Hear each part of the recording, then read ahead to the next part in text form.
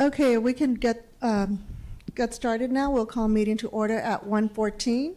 We apologize for the slight delay. We had a little bit of technical difficulties, but looks like we're ready to move on. I do want to remind you all to please speak into your microphones. We have 5 individuals on Zoom, and we are being recorded. Okay, we're live now. Ms. Barbara, we can start with roll call, please. Jeffrey Anthony, Present. Catherine Arvizu, Don Bell, Owen Brosanders, Present. Cindy Coleman, Lindsay Escalona, Present. Luis Gonzalez, Here. Red Morrow, Here. Raghu Nandan, Present. Peter Norquist, Present. Tiffany Rogers, Present. Sophia Blue, Present. Erica Miranda Carter. Present. I just want to confirm with those of you on Zoom, can you hear me okay? Yes. Okay, It's okay, a little bit quiet. I don't know if it's my hearing or what. No, it's a little I'm pretty loud here. Louder. Okay, I'll try to talk a little bit louder, but I'm kind of loud on this end. Alrighty then, so at this time, I'd like to introduce our new committee member, Lindsay Escalona. Hello. Hello, would you like to tell us a little bit about yourself? Sure. I'm a second grade teacher at Lineweaver Elementary. I'm currently enrolled in an NAU program to complete my administration leadership degree. So I'm excited to have some input and work collaboratively in this group. Great, thank you. Thank you for joining our committee. Next, we'll move on to 2.04, agenda adjustments.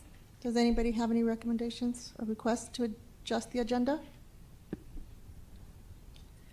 Okay, so we'll move on with the agenda as is. At this time, we'll move on to call to the audience. Ms. Barbara, do we have call to the audience? We did not have anybody submit call to the audience cards.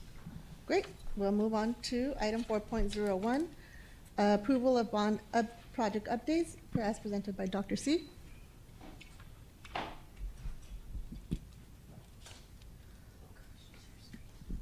She looks different today.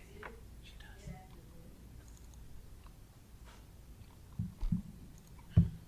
So 1, 2, 3. Good afternoon, everybody. I am just so glad and elated to come before you once again to give you some updates. And we have been so busy, and I'm ready to share this great information with you. Great. We're going to do our grounding, the project status, bond communication, and the key dates. I will go over just a little bit of the highlights of the grounding. We welcome Lindsay as you are a new board member. Some of the things that we want to always make sure is that, TUSD, we are committed to transparency, accountability, collaboration, excellence, customer service, and trusting relationships. And that's something I've tried to emphasize over the now year and a half that I've been here. So we will continue in those things. We want to, of course, adhere to the BLC charter, the scope and the responsibilities. We are partners. We are advocates together. I would ask that for the presentation that you would hold any questions to the end. And then, of course, if there is data or information that you guys need from me, we just want to make sure that we look at the impacts to the community, the impacts and the awareness in general as you do request information, because of course it takes a while to do that. And right now, the bond department is down 1 staff member. So a lot with my current staff, we're taking on a lot, and I'm taking on a lot as well. All right. So let's start with domestic water line. As you guys know, we had a huge investment this summer. We did 3 domestic water lines, 2 which are complete. We are still working on Sabino. I just talked to one of the contractors today. So we are going to be providing with you guys a schedule of when the final is going to happen with Sabino. As you guys know, domestic water lines are not projects that happen overnight. They are long projects. It's about a $2 million project when we're doing high schools, domestic water line and sewer. And so of the three, two were complete, which was amazing. So I will give you more of a update on Sabino, specifically on our next Oversight Committee meeting. We are so happy about the HVAC kitchens. We're not fully there. We do have 2 complete kitchens, HVAC kitchens on Davis and Glenman. And as you know, we were also, you guys allowed us to get for some of them, hit the convection ovens and also the dish machines. And so for Robbins and Davis, they're supposed to have their appliances for the ovens on 9/23 installed. So we're trying to get them to culminate at the same time. I did talk to Lindsay today as well, just trying to get confirmation with them on are we using the actual kitchens at this time. And currently food service is doing are running out of Davis and Blemon. So those 2, and also Robbins. There's still some things that still need to happen to Robbins. We're going to still need to get, like I said, the oven, but there's still enough things for them to be able to use. So I cannot wait to get a video of the workers now that they're in their new kitchens. So that's happening. I will say, and we did intend on this happening earlier, but I think it's worth it to get it done and done correctly. And so that's exciting. Security gates and fencing, I will state that it is somewhat of a delay from what we originally estimated. We thought that we could get, the 16 fences done in each quarter. It is taking longer. And it's various reasons. I'm gonna be, like I have told you in the past, transparency with you, transparent. Some of it is internal processing, but some of it is some of the things we're dealing with supplies and vendor and scheduling. I mean, as you guys know, those can be quite large projects as well. So currently we have 9 complete and 8 working in progress, and then the others are in various states of either the quote, waiting on a PO or next on the list. So we do have 2 dedicated, 2 people, one from safety, one from the projects groups that are doing those projects together, and we're very careful to get the principals involved. So it's a lot of steps when you're trying to keep everybody abreast along the way. As we had mentioned before, with the parking lots and pavement preservation, we have 4 done. 2 of them are waiting on funding. So it's kind of an interesting balancing act. Like, how long do we wait before SFD, before we implement actual bond dollars? So we're looking at that very carefully, as you guys remember, because you were saying, well, what's happening with, the parking lots? And you remember I said, well, we didn't have funding, but when we did, it went very quickly. So we did 4 of them this summer. The security window film, that project as well, it's been a little bit of a delay. I was hoping it would have been done in August. It's 95, well, according to our records, 94% complete. And Lineweaver, actually, which I already guys know, believe it or not, this weekend, they wanted to get one large piece of glass and install it this weekend, and it broke. So we had to go back, and the vendor issue. They're not charging us obviously for that, but they were supposed to go back, and I think it's this weekend they're installing. But so, things happen. So I just want to be transparent with you guys on that. I am happy with the results of the security film because it's doing what it's supposed to do. So I'm happy about that, and we had an example of that already. We talked about it last time. All right. Another highlight, and Katie was going to be my speaker, and she's out. Artificial turf and the opening at Sabino was amazing. I got to tell you that I would say for me, and my career has spanned over 35 years, it was up to like number 2 of my experience to have a project that you can just really see the benefits and how elated that group was to have it. The players, the community, the teachers, the principal, I couldn't even hardly pull Kevin down to the ground. And so it was just really great. So as you guys know, we launched it a couple of weeks ago. Again, I don't mark things complete until everything's done, the training, the closeout documents and everything. So it's about 95% complete, but they're obviously using their field. And coming up next, I hope everybody got the invitation, but we looked at Pueblo Field, and I got to tell you, these fields look amazing. It's the colors are so vibrant, and it looks like a plush. It's just so plush the way it looks. It's just very inviting, and I'm thinking about those safety aspects of it too, which is, that the governing board and you guys got the NFL quality. And so I think it's going to make a huge difference. So the launch or debut is going to be this Friday.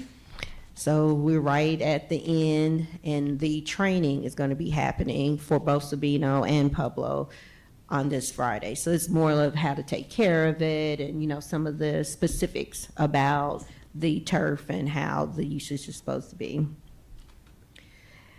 And then I did want to highlight Carrillo, the rainwater drainage. It's about 90% complete.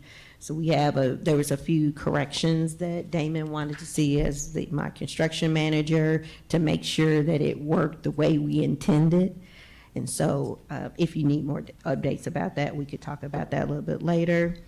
Marquees, we have a situation where the vendor that we currently have, we're looking at other options, but we are going to complete the ones that we started on our list. We were emphasizing people that didn't have anything at all. So those are in process. I'm working with the vendor to get all those various statuses on marquees. The one thing that I am a little bit saddened about is the Mission View.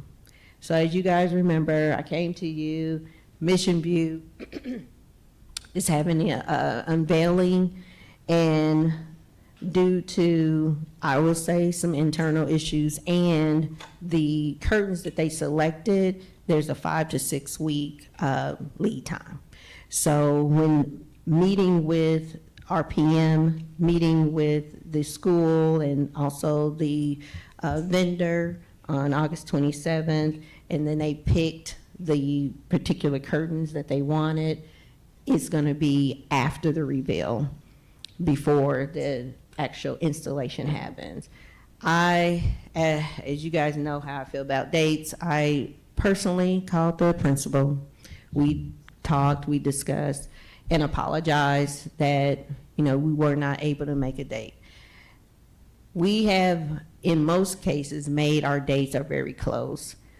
Because of the nature of it, that was something that I really wanted to let her know, that we were disappointed we were not able to meet her date.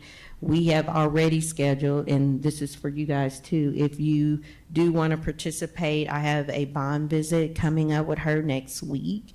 If you want to participate in that, I will definitely send you the information, because I want to make sure she knows how heartfelt that is. But she's also one of our 6 domestic water lines. So we want to just start right away. So just letting you guys know, now that we passed that, I'm already planning for summer. So that's getting ready to happen.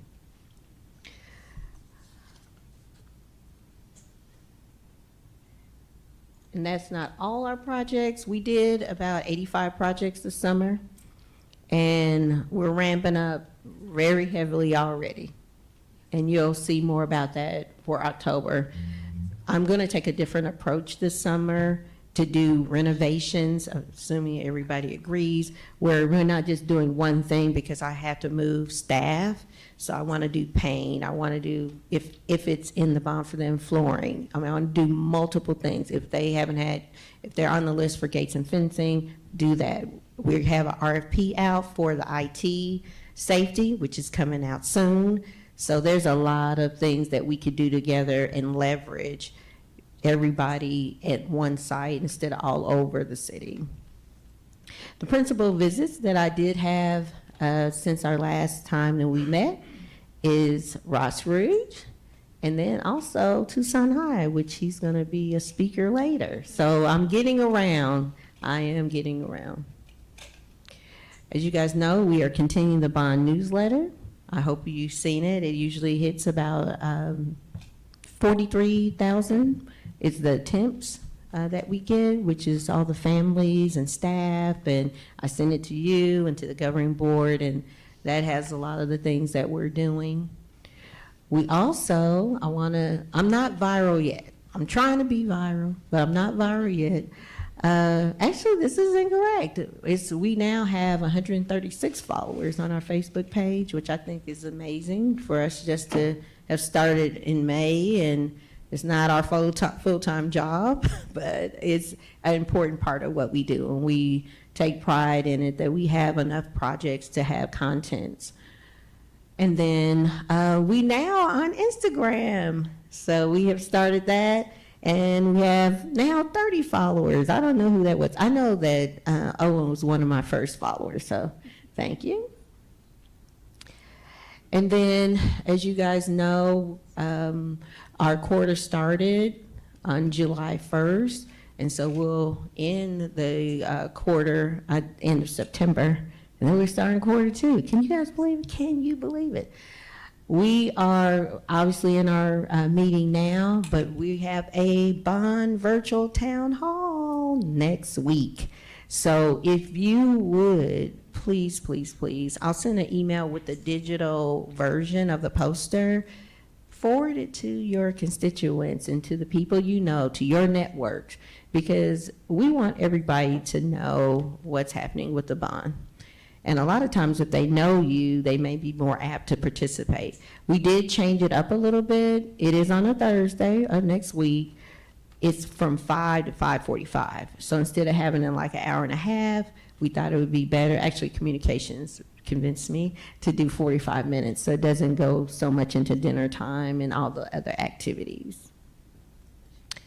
So that is what I have for the month. Any questions? I have one, Dr. Carter. Sure. Do we have a banner at Sabino out in the field? In the field, we have one in the gate as you come in. You talking about Progress is Promise banner? Mm-hmm. Yes, it's as you come into the, but not out in the field, which we have extra if that's something we I just want to think do. It might be a good idea to have it out there. And I was wondering, I know you meant the Pueblo walking in, Tyler's like, they're gonna do the whole warrior walk-in. Would it be a good idea, or is it a little overkill to walk in with the banner too? It ain't to me. I got one. So, yeah, that would be nice. So one of the things that when I went there, the team went there on last week. I don't know if it was Thursday. All my days are going together. But when we went to visit, we talked to Coach Sly, and I was telling them that at Sabino, I did the coin toss, which that was interesting because I don't know how to flip a coin. So we practiced with a quarter, and then they came out with a medallion, but it flipped at least once. So anyway, I said, can I do that? Can I do that? You know, maybe that's the tradition that when we're doing artificial turf, we do it. And they also had the people that did come from the Bond Oversight Committee and the other partners went out to where the coaches were, you know, for the coin toss too. So it was nice for them to participate. And Coach Sly said, well, I can do one better. I want you to participate, those that have been a part of it, with the warrior walk, and then have T-shirts. So I can definitely, I'm sure they won't mind, but I will just verify. I just think it's a good idea that our taxpayers see where their money's going, because it is thanks to them that the fields were made possible. Yes, So- ma'am. Anybody else have any questions for Dr. Carter? Ms. Ekstrom? Are we able to rent curtains for Mission View for the unveiling? I can check into it. Ricky, did you hear that? I can check into it. You can take it out of my line item budget, Ricky. We will check into it because that, I mean, I was trying to think of other options too, you know, for them, but I'll take it as an action item. Yeah, that's a great idea. Okay, so if nobody has any more questions for Dr. Carter, I move to approve the bond project updates as presented by Dr. Carter. I second. Motion by myself, second by Mr. Anthony. Should we do just motion or roll call? All in favor? Aye. Any opposed? Okay, motion passes. And so now we're going to move on to item 4.02, ratification of quarter one and quarter two fiscal year 2025, 2026 bond projects and priorities. This is from last meeting. We took a vote on it and we approved it, but when reviewing the video, we don't find anywhere where it was motioned and then seconded. So we're just going to try to ratify it now by doing it again. So anybody want to motion? Or I motion to approve those bond projects and priorities for quarter one and quarter two. I second. Motion by myself, seconded by Mr. Bill Sanders. All in favor? Aye. Aye. And any opposed? Okay, motion passes. Moving on to item 4.03, approval of bond oversight committee meeting minutes. Hopefully everybody had time to review them. Okay, so I move to approve those meeting minutes. Want a second? I second. Motion by myself, second by Mr. Anthony. All in favor? Aye. Any opposed? Okay, moving on. Well, before we move on, am I allowed? I'm not sure if I'm allowed to. I hope everybody did get a chance to look at the safety vehicles outside. Thank you, Dr. Carter, and where's Kenny for driving those out here? There he is. Those are pretty nice vehicles out there. We'll have all new safety vehicles out there, out driving around. Now, we'll move on to item 5.01, review of quarter two and quarter four, fiscal year 2025-26 bond projects and priorities. Dr. Carter. Yes.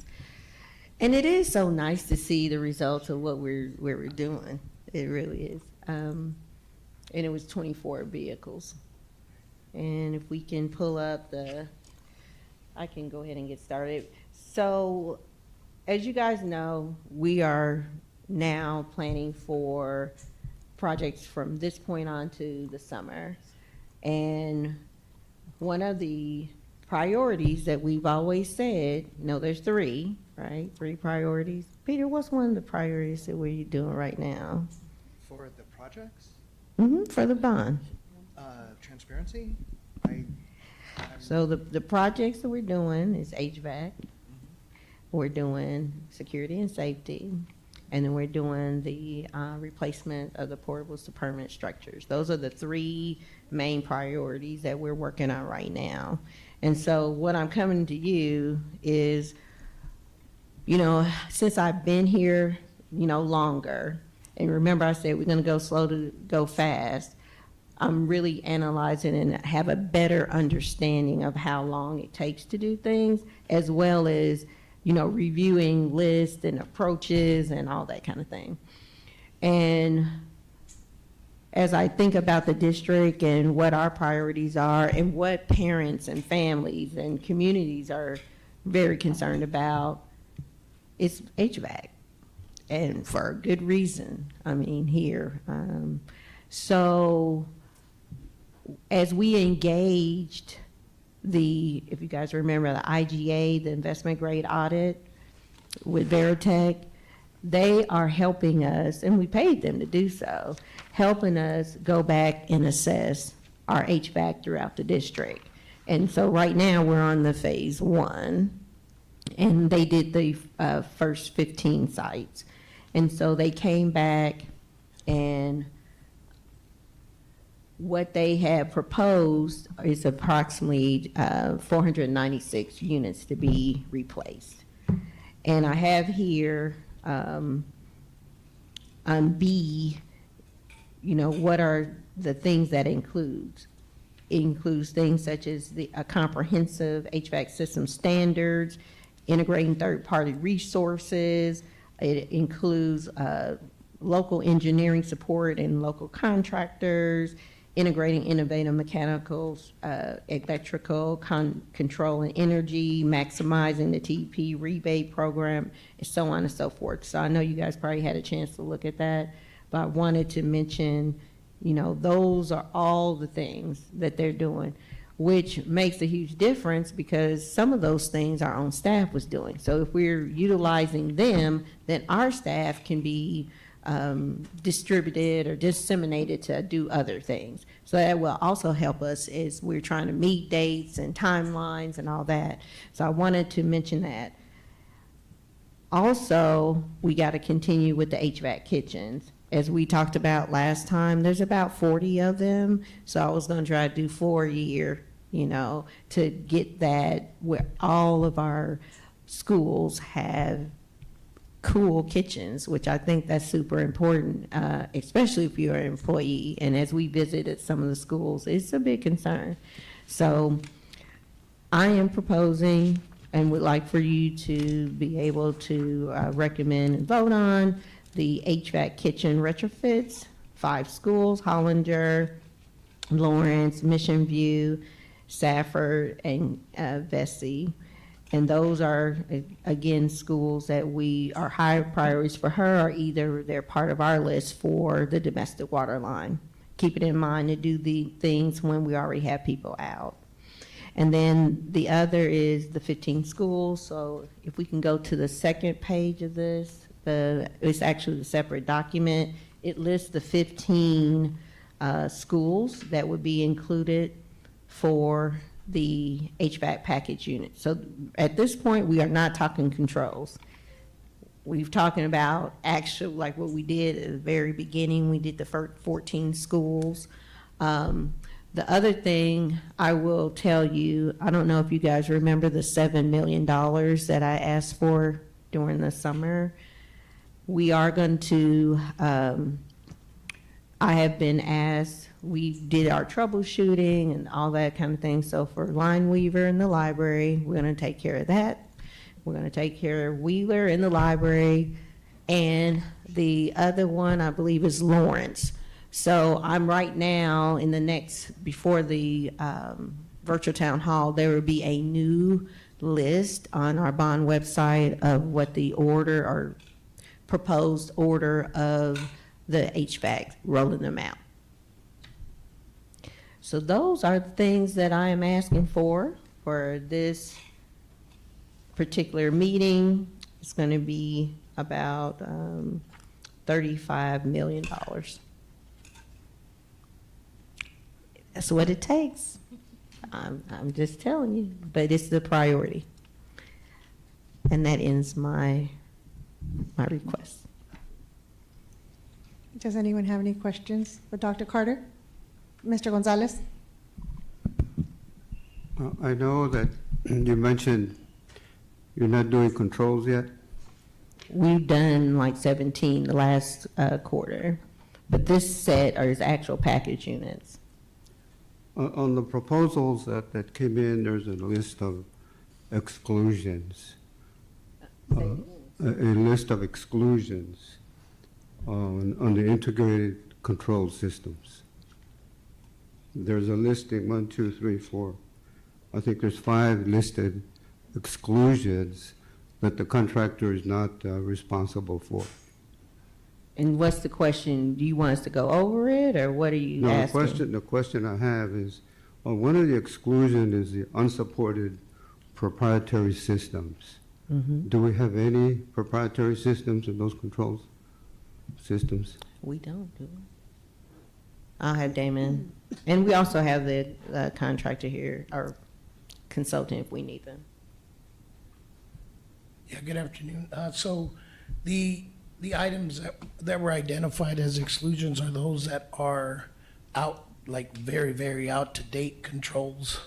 Those are the ones that are being addressed through the exclusions. But, Mr. Ballesteros, the ones that are outdated, aren't you replacing those? Those are being, so majority of those have already been replaced. That's when Dr. Carter had mentioned the previous round. What we tried to do is go through and evaluate the systems to see if controls would address the issues. At some schools it did, at others it didn't. So we're going back into those schools to change the package units because controls were already addressed at those schools. Yeah, I guess what I'm trying to get at here is on the different systems you have for the different projects. You have, what, 3 different vendors, I believe? Yes, sir. For the HVACs themselves, the units. Yes, sir. But for the controls, are any of those proprietary? No, we have 2 that our facilities HVAC team have reviewed and approved, and those were ACC Delta and Veritech. But they're all supported? Yes. Okay, Yeah, they're was supported my by our question. department. Yes, sir. thank you.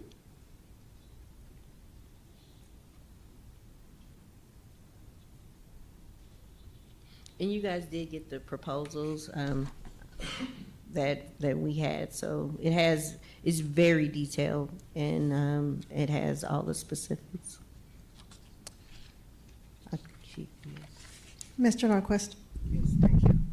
So one other question on the same topic, sort of. So you mentioned, if I'm understanding correctly, and forgive me, I'm still sort of reorienting myself after being gone right now. I understand. But you're going to ask us to vote on this today, or no? So, yes, but you don't have to make a decision today, just as we've done before. Remember, we talked about it's a process. Mhm. We give you the information. If you need to continue to study it or have the questions, and we can come back. But this is pretty much the same thing we've been doing since Sure. we've been here.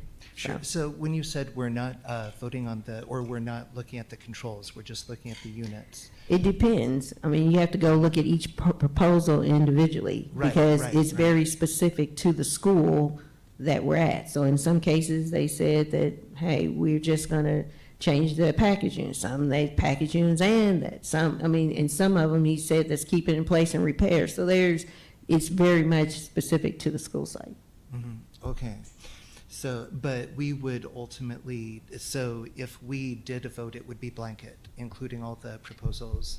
Can you speak in here so I can hear you clearly? Yeah, sorry. So if we have a vote, it would be a blanket vote that would encapsulate all of the various proposals, even though they're different from each other? Right, because I did provide that, last week. Right, yeah, no, I've seen the documents. I just Okay. wanted to clarify exactly if we do vote, what the scope of the vote is. Correct. It's the actual package units that are listed on here. They are individual, and then this is a summarization, so it's all of them. Because what we're wanting to do is not delay. We really need to go ahead and get started, because there's a lot of different external environment situations and tariffs and all that, so we're trying to get this going. Right, okay, all right, thank you. So speaking of time, so speaking of timeline, because I have an insider at Lineweaver, my son. He's telling me, you've already mentioned it, the AC hasn't been working at the library for this whole school year. So if we approve this, what are we looking at for a turnaround to get some new AC units happening? So that's separate from this, That because is, it's not okay. part of the 15, but the money that you guys gave me, because, I said I needed some money in my back pocket, so if things come up, so the assessment was done, and now we can move through and they can send it in. I don't have the exact date. Okay, so they have a quote, so as soon as they get the quote to me, we'll process it, and Okay. then it's up to the vendor and trying to get it So I as soon guess as I'm a little possible. confused, because I'm just looking at what schools are on this list, and I see Lineweaver for, 31 packages. What does that mean then? So what we're trying to address is what didn't happen the past summer when we Yeah. did it. So I don't want to wait on that and wait for a lot of package units to have to get there. I'm trying to get something now, and so if we just doing one or few units, then I can address that sooner than, because we already have approved the money for anything I do separate, like Ross Rouge and Tolson. You remember you guys put those through? Yep. So I can do that right now. These, I still got to go to the governing board. Okay. I mean, so it's faster if they got the quote, they send it in, we just move on that, than waiting till assuming if it passes here, because if it goes another month, and then we have to go to governing board. So we're trying to do a short-term fix and then have a long-term. Okay, thank you.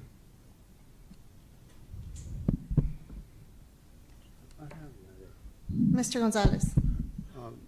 I'm not sure what school it was in one of the proposals, but it called for 2 mini splits, which are separate from the actual units. Are those separate buildings, or are these individual classrooms, or are these modulars? Or, I'm just wondering where that came from, because I hadn't seen that before.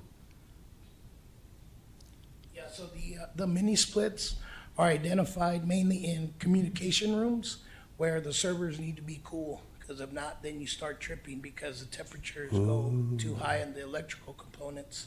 So Okay. we have mini splits in some of those comm rooms to keep the heat Keep it down. cool. Yeah, okay, thanks, I appreciate Yes, sir. that. Okay, if there's no further questions, I think we have enough information for us to take a vote today. So I'll go ahead and make a motion for these bond project and updates for Q2 and Q4. I second. Motion by myself and seconded by Mr. Anthony. Ms. Barbara, can we do a roll call vote, please? Jeffrey Anthony, Yes. Owen Bro Sanders, Yes. Lindsay Escalona, Yes. Luis Gonzalez, Aye. Red Morrow, Yes. Raghu Nandan, Yes. Peter Norquist, Abstain, and I just want to note that that's contingent only specifically on the ECMS components relevant to the sites where they're listed. Otherwise, I'm in favor of everything. Tiffany Rogers, Yes. Sophia Blue, Yes. Erica Miranda Carter, Yes. Motion passes with 1 abstain. Moving on to item 5.02, approval to recommend to the governing board the renovation of the existing east wing of the Tucson High Magnet School Vocational Building, floors 2 and 3. Okay, well, we have a special presenter, the Tucson High interim principal, and Damon. As you guys know, we had 3 schools that were part of the portable to permanent structure, in this case Tucson High, to renovated structures. And so what we set out to do was to do our research, be involved with the principals and at the campus, do the design with the architects, and then come back with the concept. And so next we'll have Damon and Mr. John Lanza.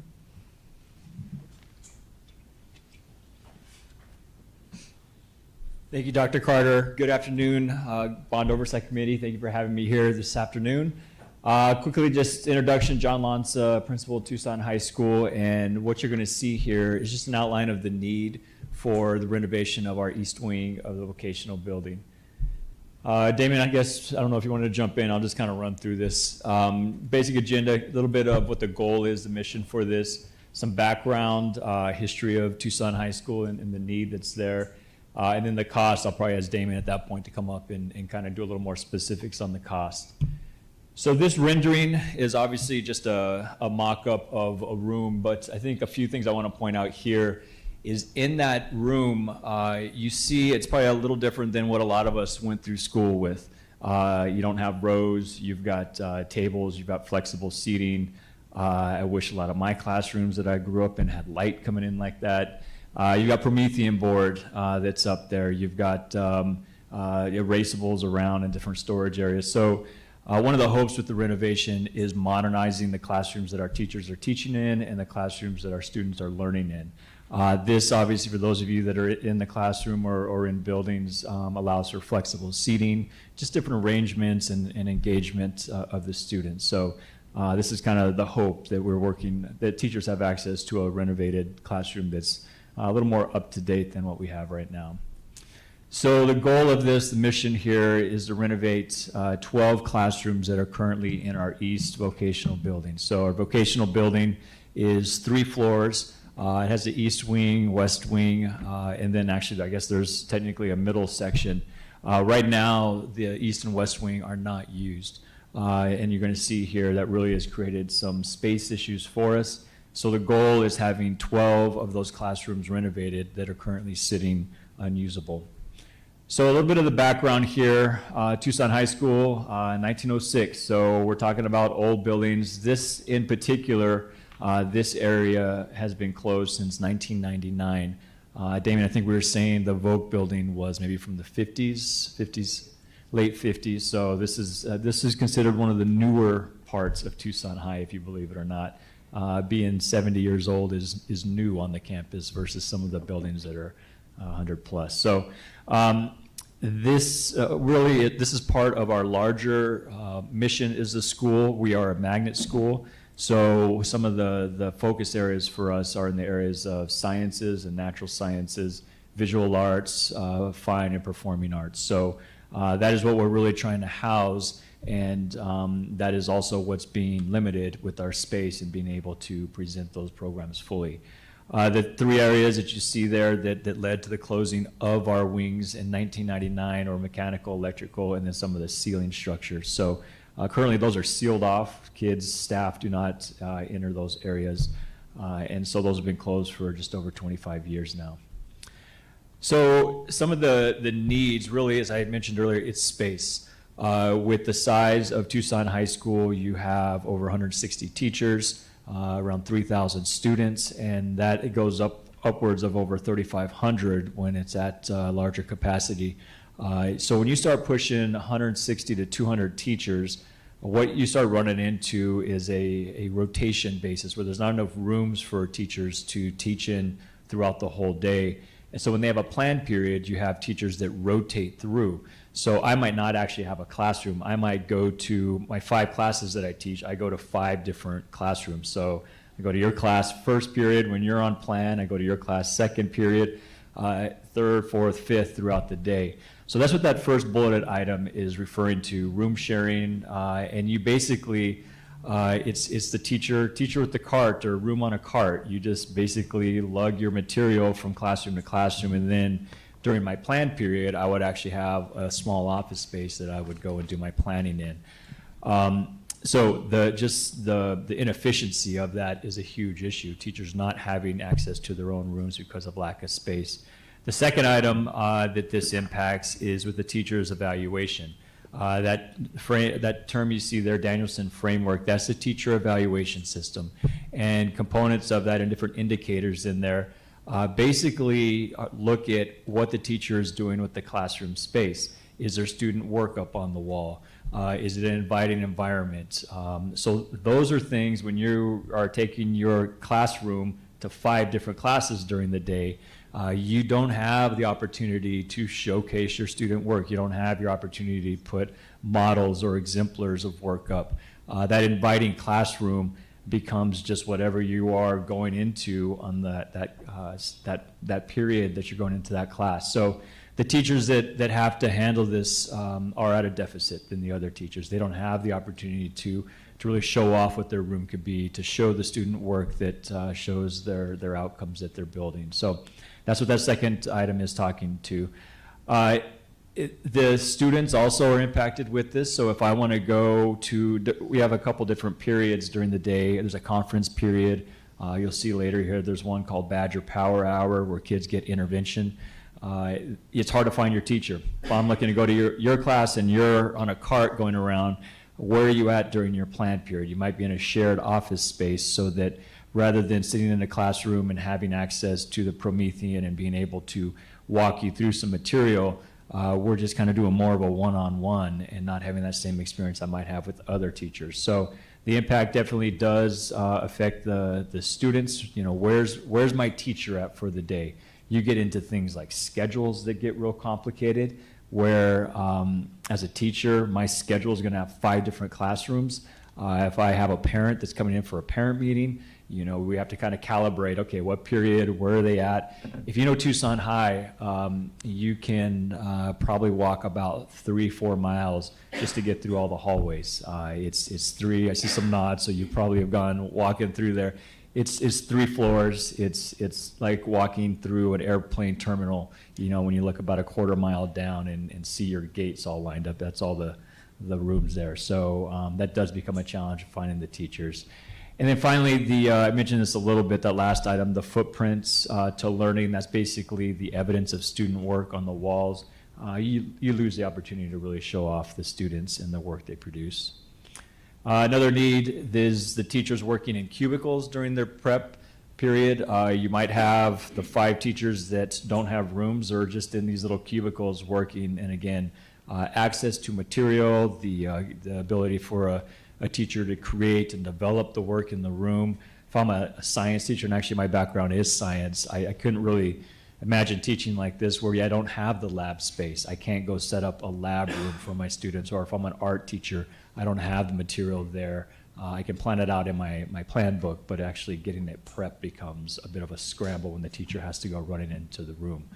The privacy issue, you can see there, I've kind of mentioned that. And then just the impact on our core classes, English, math, science, history. It has a cumulative effect. Those are the subject areas, English and math in particular, that we are measured by with the state, our ACT scores, our progress from 9th to 11th grade on the ACT. We are held accountable for our students' progress in those areas, and this does eventually impact that when those are the classes that end up moving around. And then this is just always kind of a dream of a high school principal, but having like subject matters in the same hallway. So if I'm teaching science, I can go share ideas with you right down the hallway, or if I'm teaching math, we can share how we're, you know, teaching quadratic equations and share ideas. Right now, the teacher on the cart might be in a completely different building, so sharing of ideas, that collegiality and collective teacher efficacy and building understanding really gets loosened. It doesn't happen because you don't have access to each other. Let's see, so last 2 items here. Testing becomes a challenge. We obviously test all of our juniors, and testing, you know, 600, 700, 800 juniors at a time for the ACT test. You want them in a classroom, able to sit at an actual desk or hard platform to do this. When we have a testing day, we basically have to clear out sections of the school to make this happen. And without these rooms, now we're testing kids in huge auditoriums or multi-purpose rooms, and that is not an ideal setting. Those of you that are educators in the classroom know that, you know, you start putting kids in those sort of environments, the distractions become larger, and that obviously impacts the tests. And I mentioned that last item, Badger Power Hour intervention, just student access to their teachers to get support is hard when teachers are having to rotate around. Again, just a rendering. This is, you know, just kind of a concept here of hopefully what the hallways end up looking like. Right now, I kind of wish we'd put one up of what they look like right now, like a before and after, because it's kind of like a, I guess we're hitting October, like a haunted mansion sort of look. Like no one's been in them for 25 years. They're pretty creepy looking. So we want them to look like this. We don't want them to look like what they have right now. Damon, do you want to come and talk to the numbers here?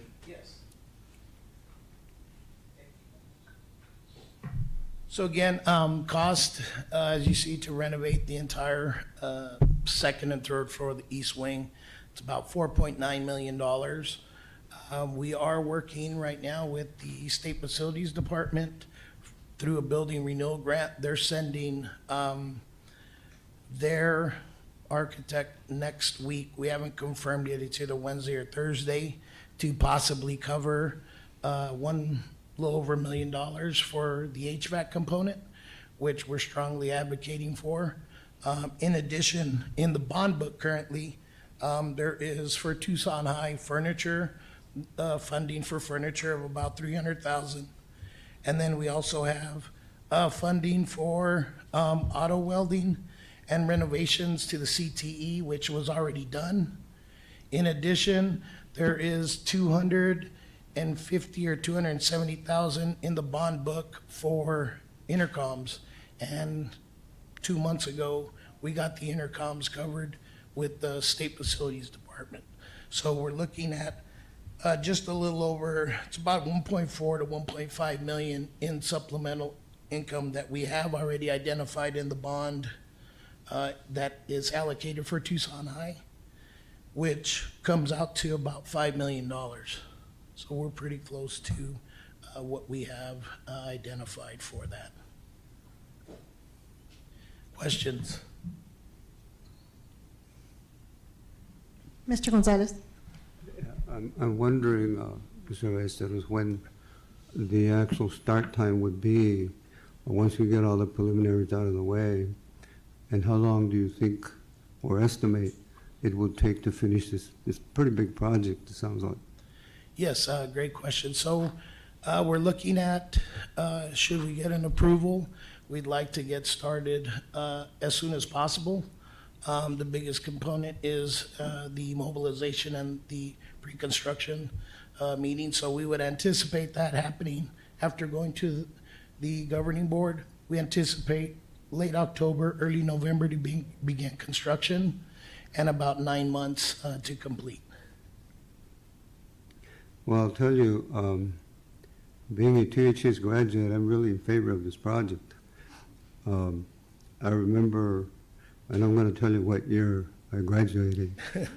I'd be dating myself here, but nonetheless, I remember going through the classes there, welding and Yes. printing and photography and so on. And I remember that was an old building then, right? It's what, 70 years old or more than 70? Yeah, about 70 years old. Yeah, I think it's a good project, and I'm excited about it. I'd like to even sometime in the near future here make a little bit of a tour out there. Most definitely. Thank you. So the only thing I wanted to mention, too, yes, I gave him an incomplete note. So hopefully SFD funds it, right? If they do that, then we're very close. But if not, it's the $300,000 for furniture. We've spent some money on the welding, so we have $899,000 left. And then there is a line item specifically for the new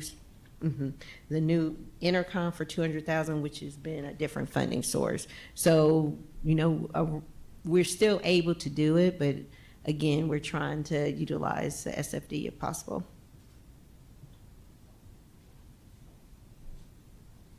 Any further questions? I think I'm ready to make a motion on this. Madam Chair, I'll make the motion to approve. Chair, Go ahead. sorry, Chair Miranda Carter, I'm sorry. I have a question. If the state board comes through, would there be money left over for furniture? Yes, but the current quote, the current cost does include furniture in the quote.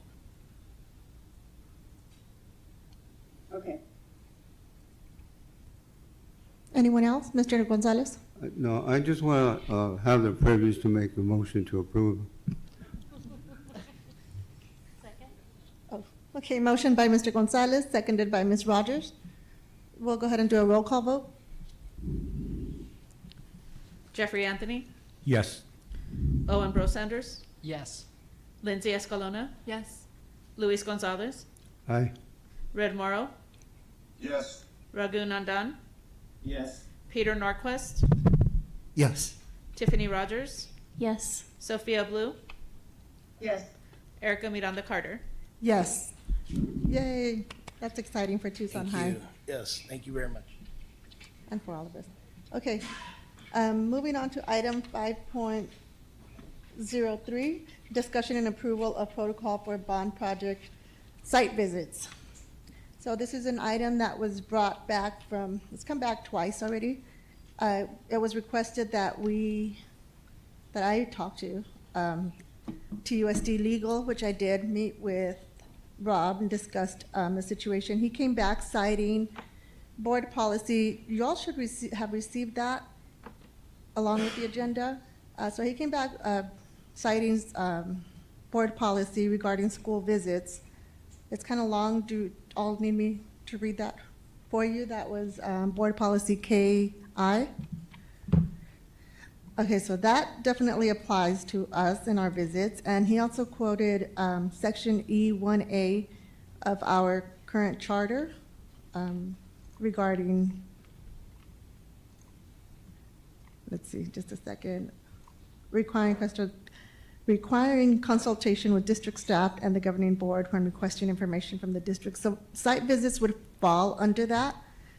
He did give me recommended language that was a little more specific, and I will go ahead and read that to you. I don't think I requested that this be added on there. It slipped my mind. So this is straight from Rob Ross. This is, in school or site visits, individual BOC members may represent their personal opinions, but may not represent or imply that they represent the BOC as a whole. My apologies. Let me go back from the beginning. School or site visits by committee members shall be arranged through Dr. Charlie Carter, or if Dr. Carter is unavailable, through the BOC's governing board liaison. This is consistent with the BOC Charter, Section E1A, requiring consultation with district staff and the governing board when requesting information from the district. Then it would be, in school or site visits, individual BOC members may represent their personal opinions, but may not represent or imply that they represent the BOC as a whole, except to report on the BOC actions or as expressly authorized by action of the BOC taken in an open meeting. This is consistent with the limits of authority for governing board members as described in policy BBAA. So, any discussion on this? No? Okay, and the reason this has come up, there has been no specific language regarding school visits and BOC members showing up. There's been some confusion as to how do you coordinate with Dr. Carter.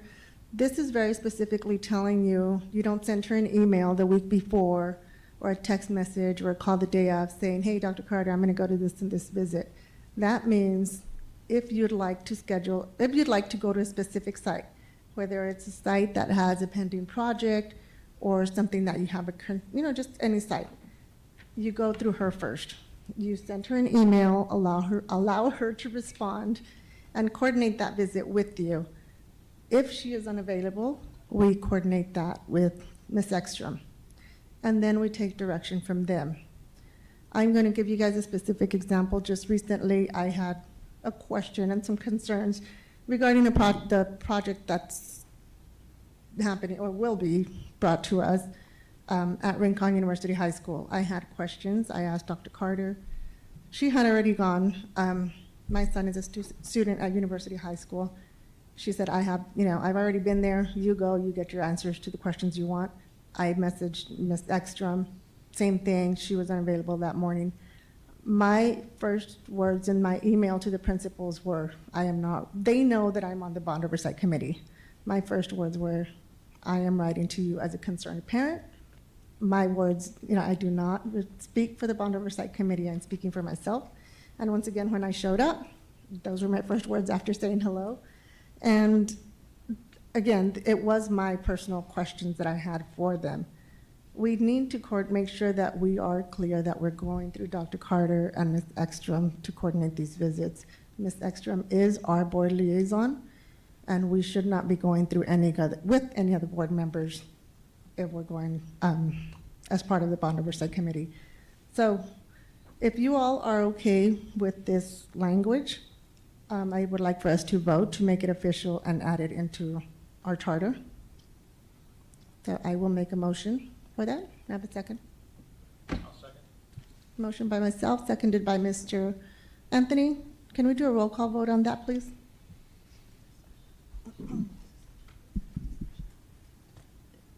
You could do discussion if there's any.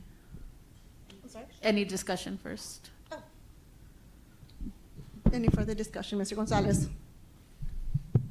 Madam Chair, I in the past, I have expressed a concern regarding the absence of the protocol.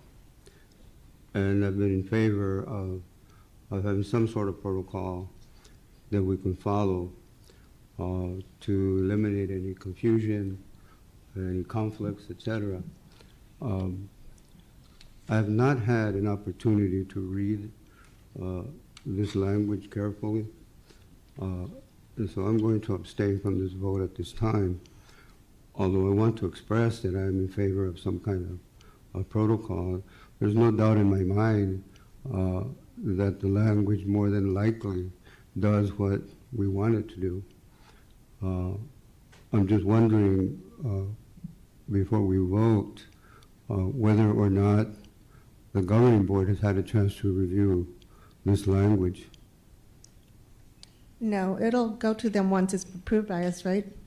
And if they have any concerns about it, it'll come back to us. They will either vote to not approve it and it'll come back, or they'll approve it. Right, because as I recall, this came up because of a board member being involved in a visit to one of the schools. And so I thought it'd be important that the governing body look at this to determine whether or not they have any changes they want to make to this protocol before we make any recommendation. I discussed that with Mr. Ross, and he said the governing board will, that is for them to handle, that is for them to deal with. Any board members, that's their situation. We deal with Bond Oversight Committee members. So should this come up during their discussion, then that's for them to discuss that. I just want to make it clear that I'll be abstaining from this vote. Any further discussion? Okay, then so I will make a motion now to approve this. Yeah. Sorry. Jeffrey Anthony, second. Okay, so let's do a roll call vote, please. Jeffrey Anthony, Yes. Owen Bro Sanders, Yes. Lindsay Escalona, Yes. Luis Gonzalez, Abstain? Red Morrow, Yes. Raghu Nandan, Yes. Peter Norquist, Abstain for similar reasons. I want to note that I'm generally in approval, but would like to review the language more. Thank you.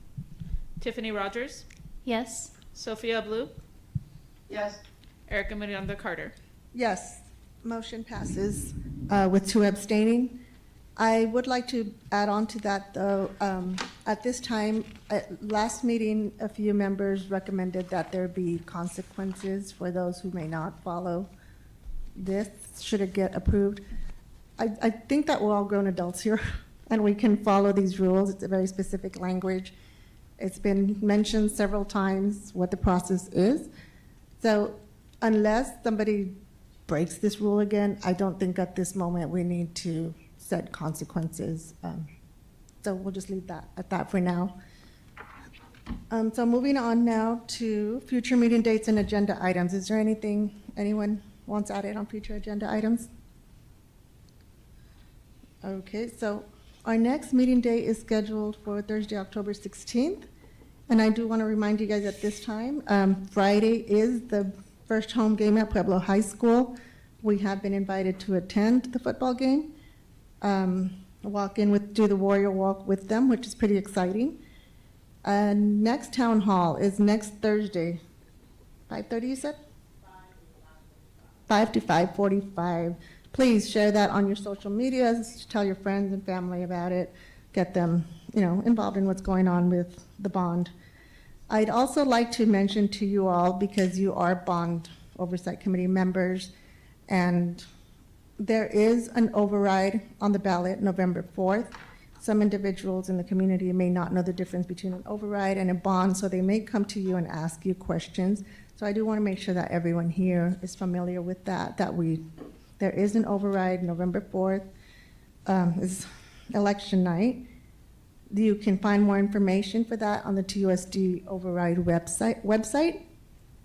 And I think that's all I have on that. Okay, so at this time, I would like to motion to adjourn at 2:23.